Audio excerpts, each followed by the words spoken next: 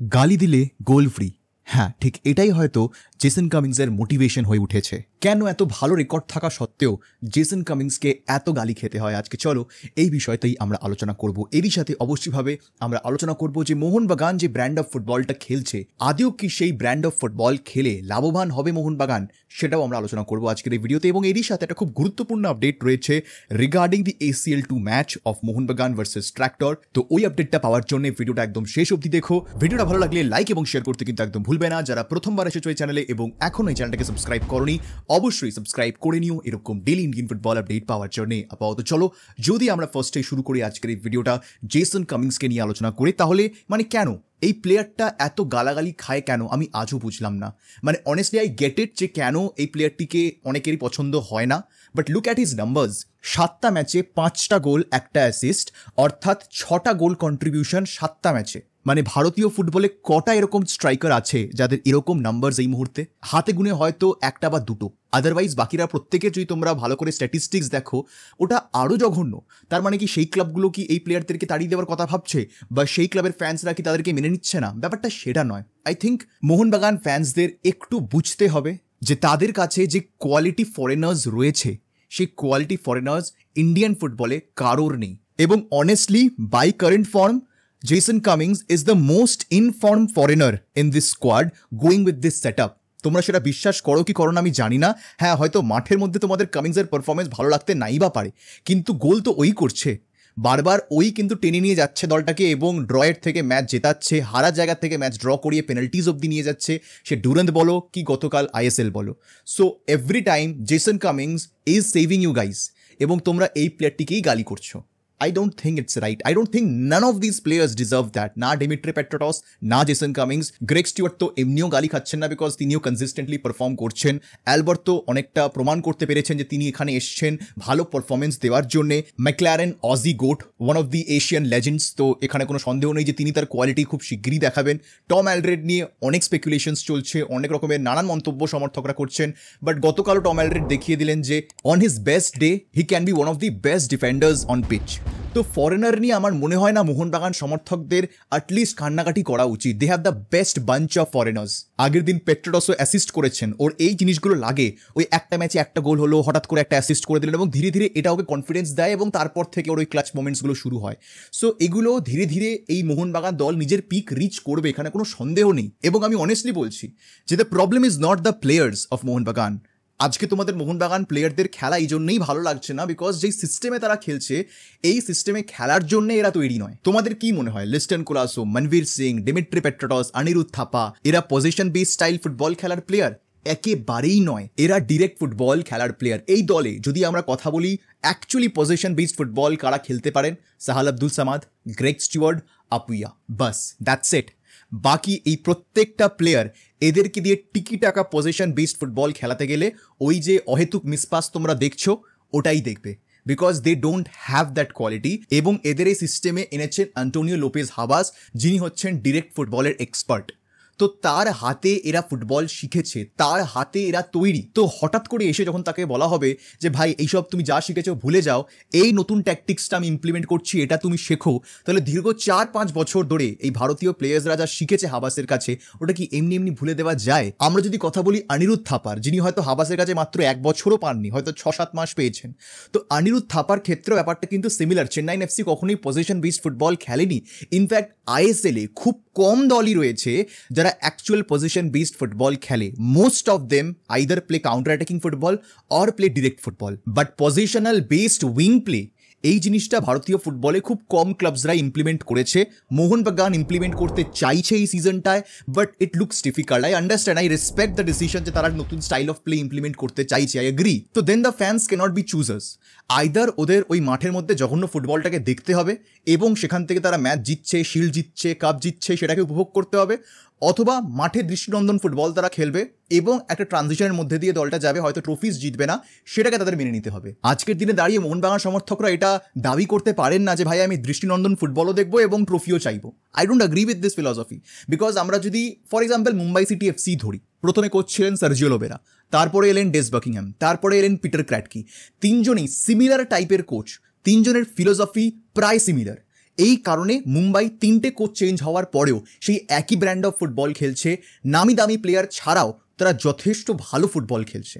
মোহনবাগান যেই ভুলটা বারবার করে আসছে সেটা হচ্ছে তারা কোচ আনছে অন্য ফিলোসফির, দল রয়েছে অন্য ফিলোসফির, এটা তো চলবে না। হাবাস ছিলেন, হাবাস চ্যাম্পিয়ন করেছিলেন সেই সময় এটিকে, তারপরে যেই দল তিনি পেয়েছিলেন মোহনবাগানকে সেখান থেকে তিনি সেমিফাইনাল পৌঁছেছিলেন, রানার্স আপ হয়েছিলেন, তারপরে তিনি দল ছাড়লেন, তারপরে হুয়ান ফেরান্ডো এলেন যিনি পুরোপুরি অন্য এক ফিলোসফির কোচ, তিনি ক্লিক করলেন না। ডুরান্ড কাপ তারা জিতলো বটে, বাট আলটিমেটলি আইএসএলে তিনি ডেলিভার করতে পারলেন না।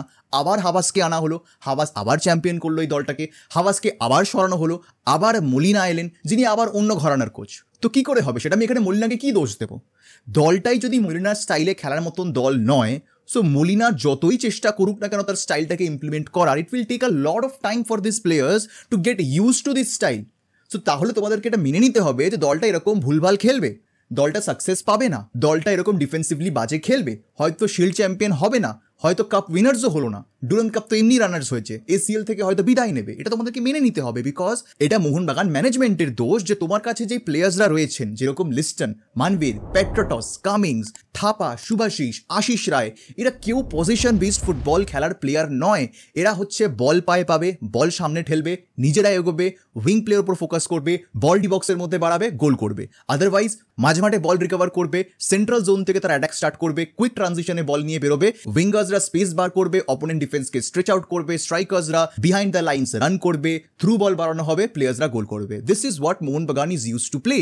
তো হঠাৎ করে এবার যদি তুমি বলো যে ভাই 4-5খানা পাস মাঝ মাঠে খেলতে হবে, ত্রিকোণভাবে তোমাদেরকে ফরমেশন মেনটেন করে এগোতে হবে, ইট উইল টেক টাইম, এটা ফুটবলে হয় না। So Mohun Bagan fans cannot be চুজার্স। তো এবার তোমাদের যদি ইমিডিয়েট সাকসেস চাই, দেন Malina is not the right choice, এটা খুব একটা known fact. You have to bring in a coach যে ডিরেক্ট ফুটবল খেলবে, হাবাসের যে স্টাইল সেটাকে ইমপ্লিমেন্ট করবে, এবং আমি 100% গ্যারেন্টি দিয়ে তোমাদেরকে বলছি যে সেই সিস্টেমে তোমরা পেট্রাটসকে অন্য রূপে দেখবে। Petratos cannot adjust to a position based build up play. Petratos is a direct player, ও ডিরেক্ট সিস্টেমে অনেক বেশি কার্যকারী। Greg Stewart on the other hand, ও কিন্তু দুটোই খেলতে পারে, ও ডিরেক্ট ফুটবলও খেলতে পারবে, ওইদিকে পজিশন বেসড ফুটবলও মেনটেন করতে পারে।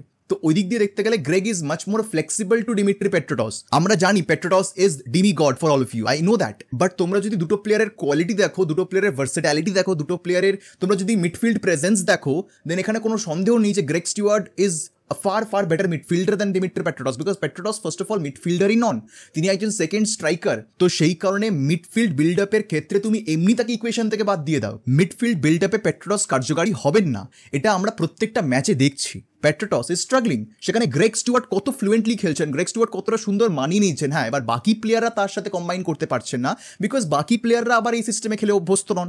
তো গ্রেগ স্টুয়ার্ট করবেটা কি? তিনি একার দমে যতটা পারছেন দলটাকে ক্যারি করার চেষ্টা করছেন মাঝ মাঠে, বাট একটা টাইমের পর গিয়ে তো তিনিও ফ্রাস্ট্রেটেড হয়ে যাবেন, তিনি ভাববেন ভাই আমি কি করবো, আমি কম্বাইন করার চেষ্টা করছি, 1-to-1 খেলে বেরোতে চাইছি, বাট এই প্লেয়ার্সরা জানেই না যে কাকে কখন পাস দিয়ে আমি কোথায় পজিশনটা নেবো। আমি লিটারালি দেখছি মাঝ মাঠে স্পেস অজস্র, উইংয়ের দিকে প্লেয়ার্সরা আটকে যাচ্ছে, অথচ মাঝ মাঠে কেউ ক্লোজ করছে না, কেউ কাছে আসছে না সেই উইঙ্গারটাকে বা সেই ফুলব্যাকটাকে সাপোর্ট দেওয়ার জন্য যে আয় ভাই তুই আমাকে পাসটা দে। এবং by the time they realise যে ভাই আচ্ছা আমাকে পজিশনটা নিতে হবে, by that time it is too late, you have already wasted the attack. তো সেই কারণে এই দলে 90% প্লেয়ার্সরা ডিরেক্ট ফুটবল খেলার প্লেয়ার। তো সেখানে তুমি পজিশন বেসড ফুটবল ইমপ্লিমেন্ট করতে পারো না, where you have already failed once with Juan Ferrando. কি করে ম্যানেজমেন্ট আবার হোসে মলিনাকে নিয়ে এলেন সেই একই স্টাইল ইমপ্লিমেন্ট করার জন্য, আই রিয়েলি ডোন্ট নো। তো যদি মলিনাকেই কোচ রাখতে হয়, don't expect success this season. এলে that is a bonus, but don't expect anything, because এই কোচকে 1.5 বছর তো মিনিমাম সময় দিতেই হবে তার স্টাইলটাকে ইমপ্লিমেন্ট করার জন্য, তবে গিয়ে কিছু ডেভেলপমেন্ট তোমরা দেখবে। আর যদি তোমার ইমিডিয়েট সাকসেস চাও, দেন bring in someone like Habas, যে ডিরেক্ট ফুটবল খেলবে, যে ওরকম দৃষ্টিনন্দন ফুটবল খেলবে না, বাট এফেক্টিভ ফুটবল খেলবে। That is your choice or the ম্যানেজমেন্টস choice, but don't expect Mohun Bagan Mumbai city এফসির মতন খেলবে in this season, because Mumbai এই একই স্টাইল শেষ 3-4 বছর ধরে খেলে যাচ্ছে আন্ডার 3-4 ডিফারেন্ট কোচেস। মোহনবাগান সেটা কিন্তু করেনি। তো এটা ম্যানেজমেন্টের উচিত ছিল বোঝা যে আমার যে দলে যে প্লেয়ার্সরা রয়েছে তাদের কোন কোচ আনলে সব থেকে বেশি সুবিধা হবে, কোন কোচ এলে সব থেকে বেশি সাকসেস দেবেন। Molina will eventually give success to Mohun Bagan, but that will be 1 to 2 years down the line, at least তো 1 বছর সময় তাকে দিতেই হবে। So I don't think the players should be blamed for this performances. না, প্লেয়াররা নিজেরাও এক নতুন স্টাইল শিখছে, যেখানে আমরা জাজ করতে পারি সেটা হচ্ছে অনেকে এই স্টাইলটা শেখার চেষ্টা করছেন, অনেকে করছেন না।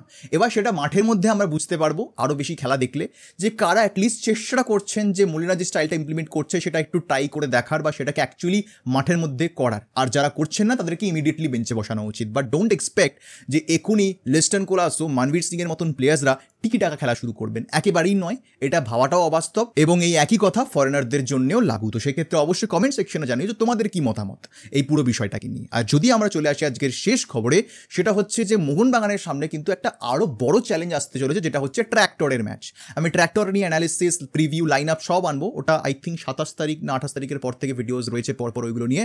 But the most important update right now is, এখন এই মুহূর্তে মোহনবাগান প্লেয়ার্সরা ভিসা পেতে খুবই সমস্যায় পড়েছেন, স্পেশালি বিদেশিরা এবং কোচ হোসে মলিনা। এই মুহূর্তে দাঁড়িয়ে যা রিপোর্টস বেরিয়ে আসছে বিভিন্ন মিডিয়া প্ল্যাটফর্মস থেকে, যে মোহনবাগানের কোনো বিদেশিরা ইনক্লুডিং কোচেস ভিসা পেতে সমস্যা হচ্ছে তাদের ইরান যাওয়ার। এবং আমরা সকলেই জানি যে ইরানের ভিসা পেতে কত সমস্যা হয়। ইনফ্যাক্ট গত বছর মুম্বাই সিটি এফসিও তাদের পুরো ফরেন ব্রিগেড নিয়ে যেতে পারেনি এই সেম ভিসা ইস্যুর জন্যে। মোহনবাগান আরও বড় সমস্যায় পড়বে, বিকজ মোহনবাগানের যে ফরেন কন্টিনজেন্ট, এদের মধ্যে ম্যাক্সিমামরাই অস্ট্রেলিয়ান, দুজন স্প্যানিশ রয়েছেন অর্থাৎ একজন অ্যালবার্তো রড্রিগেজ এবং কোচ হোসে মলিনা, এবং একজন পর্তুগিজ রয়েছেন। বাকি প্রত্যেকেই পেট্রোটস, গ্রেগ, কামিংস, টম অ্যালড্রেড, এরা অস্ট্রেলিয়ান অথবা স্কটিশ, এদের মধ্যে ঘোরাফেরা করছেন। তো সেই কারণে এই প্রত্যেকটা দেশের ভিসা পেতে ইরানের কিন্তু খুব সমস্যা রয়েছে, যেই কারণে এদের মধ্যে কজনকে মোহনবাগান অ্যাকচুয়ালি ট্র্যাক্টরের বিরুদ্ধে খেলতে নিয়ে যেতে পারবেন এই বিষয়ে কিন্তু একটা বড় কোয়েশ্চেন মার্ক রয়েছে। ইনফ্যাক্ট এরকমও অনেক জায়গা থেকে রিপোর্টস বেরিয়ে আসছে যে মোহনবাগান মাইট be force to play an all Indian squad, অর্থাৎ বেঞ্চ এবং স্টার্টিং ইলেভেনে শুধুমাত্র ভারতীয় প্লেয়ার্সরা থাকবেন এবং কোচ হিসেবে বাস্তব রয়ে যাবেন। এই সম্ভাবনা কিন্তু একেবারেই ফেলে দেওয়া যায় না, considering the visa situation with Iran. এবার এখানে মোহনবাগান কতটা কি এএফসির সাথে কথা বলছে বা এএফসি কতটা সমস্যার এই সমাধান বার করে আনতে পারবে, এই দিকেই কিন্তু সমর্থকদের নজর থাকা উচিত। স্পেশালি আমার তো মনে হয় যে ইরানে যখন এরকম সমস্যা, তাহলে এই ম্যাচেসগুলো কোনো নিউট্রাল ভেন্যুতে করা উচিত। কেন একটা দল এত বড় স্যাক্রিফাইস করবে এত মেজর একটা টুর্নামেন্টে just because of Jio political reasons? তো সেক্ষেত্রে যখন জিও পলিটিক্যাল রিজনস রয়েছে, shift that match out to a neutral venue এবং সেখানে তোমরা এই ম্যাচটাকে করিয়ে দাও। সে ফ্যান্সরা আসুক কি না আসুক, দ্যাট ডাজন্ট ম্যাটার। বাট এরকম ম্যাচেস তো ডেফিনেটলি ইরানের হোম গ্রাউন্ডে হওয়ার কথা নয়, বিকজ মানে এই ম্যাচটা যদি আলটিমেটলি হয় ইরানে এবং মোহনবাগান ধরো কিছু বিদেশি নিয়ে যেতে পারলো না বা কোচ হোসে মলিনা ট্রাভেল করতে পারলেন না, দেন এটা তো ইরানের যে ক্লাব, অর্থাৎ আমি ট্র্যাক্টরের কথা বলছি, এদের জন্য অ্যাডভান্টেজ। তো এটা তো একটা আনফেয়ার অ্যাডভান্টেজ দেওয়া হচ্ছে না এই ক্লাবটাকে, এবং এটা পুরোপুরি জিও পলিটিক্যাল রিজনের কারণে। তো এমন নয় যে কোনো ফুটবলিং রিজনের কারণে একটা দল অ্যাডভান্টেজ পাচ্ছে না। সো এই জিনিসগুলোর উপরে তো মোহনবাগান দলের কোনো কন্ট্রোল নেই। তো যখন এরকম কোনো সিচুয়েশন আসছে, AFC has to intervene and move this game out. But আমি 100% শিওর ওরা এটা করবে না, বিকজ ওরা চাইলে সেটা গত বছরও করতে পারতো মুম্বাই সিটি এফসি ম্যাচটার ক্ষেত্রে, কিন্তু সেটা তারা করেনি। অর্থাৎ এইবারেও যদি মোহনবাগান কোনো ভিসা সমস্যায় পড়ে, তাহলে they might be force to go to Iran with a weaker side, এবং সেই ক্ষেত্রে I don't expect a good result in Iran. And maybe এক পয়েন্টও হয়তো মোহনবাগান তুলতে পারবে না এই ম্যাচ থেকে, এবং ধরেই নিতে হবে যে আমরা একটা ম্যাচ হেরে বসে আছি, এটা ধরে নিতে হবে। বিকজ ট্র্যাক্টরের এগেনস্টে an all Indian side I don't think টিকতে পারবে বলে, উড়ে যাবে, লিটারাল উড়ে যাবে। অলরেডি আল ওয়াকরাকে 3 গোলে ট্র্যাক্টর উড়িয়েছে, তো ওয়াকরা কাতারের টিম তাদেরকে 3 গোলে উড়িয়েছে, তো ভারতকে তো ছেড়েই দাও, আবার ইরানের দল। সো এটা এএফসিকে ভাবা উচিত, বাট তারা ভাববে না, that is completely separate issue. বা সমর্থকরা অবশ্যই কমেন্ট সেকশনে জানে যে তোমাদের কি মনে হয় পুরো বিষয়টাকে নিয়ে। যদিও এখনও আবারও বলছি যে channels are open, communications still going on, চেষ্টা করা হচ্ছে প্রত্যেকটা বিদেশিকেই নিয়ে যাওয়ার, ইভেন কোচ হোসে মলিনাকেও নিয়ে যাওয়ার, বাট সমস্যার সমাধান মোহনবাগান করার চেষ্টা করছে, এই বিষয়ে কিন্তু কোনো রকমের সন্দেহ নেই। তো এই হচ্ছে মোটামুটি আজকের আপডেটস। ভিডিওটা ভালো লাগলে লাইক এবং শেয়ার করতে কিন্তু একদম ভুলবে না। যারা প্রথমবার এসেছো এই চ্যানেলে এবং এখন এই চ্যানেলটাকে সাবস্ক্রাইব করোনি, অবশ্যই সাবস্ক্রাইব করে নিও এরকম ডেইলি ইন্ডিয়ান ফুটবল আপডেট পাওয়ার জন্য। আপাতত চলো দেখা হবে তোমাদের সাথে পরের ভিডিওতে, আর এই ভিডিও দেখার জন্য তোমাদের সবাইকে জানাবো ধন্যবাদ।